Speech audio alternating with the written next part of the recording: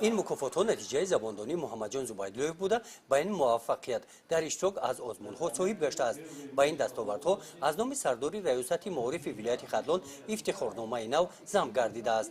محمدجان امسال غالب آزمون فنی ولایتی مکتب چگان از فن زبان انگلیسی گردید. همچنین او در آزمون بین المللی اشتراک نموده بین 30 دولت جهان غالب آمده سزاوار جای اول گشته است. با سرتیفیکات و راحت به دولت های اروپا سرفراز گردیده است. من از خورده با این فن زبان خارجی شوق داشتم. من طول 5 سال است که با این فن مشغول میشم و من در بسیار الیپیادها اشتراک کرده و سزاوار جایهای نمایان گشتم. اینچنین من سزاوار سرتیفیکات گشتم. این موفقیت محمدجان در سمت آموزش زبان ها از یک جانب نتیجه رابطه زیش داشتن والدان با مکتب باشد، از جانب دیگر بر راه ماندن مشغولیت های علاوگی میباشند میگویند معلمان. ما البته که در بین خوانندگان مؤسسمون همیشه آزمون‌های بین مکتبی میگذرانیم. بین خوانندگان خودمون آزمون تشکیل کردگیم.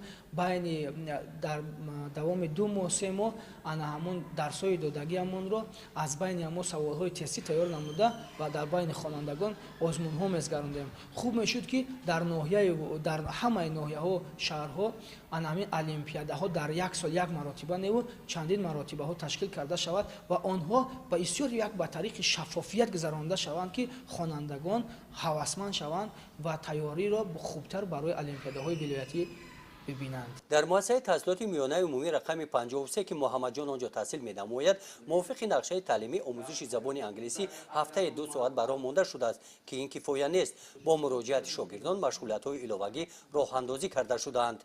در برابر آموزش زبان مادری، آموختن زبان خارجی همین مهم است، چون که به دانستن زبان ما نمی‌توانیم دانش خودمان را در عرصه بین‌المللی معرفی نماییم.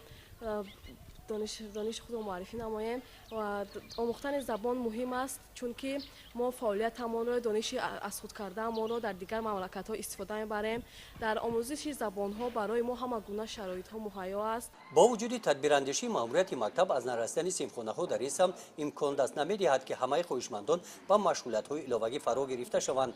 برای حل این مشکلات با مصلحت و دستگیری والدان کلکتیو آموزگاران به ساختمان بنای نوی تعلیمی عبارت از 8 سیمخانه علاوگی شروع نمودند، طوری که می‌بینید ساختمان قسمتی اساسی بنا به انجام رسیده است.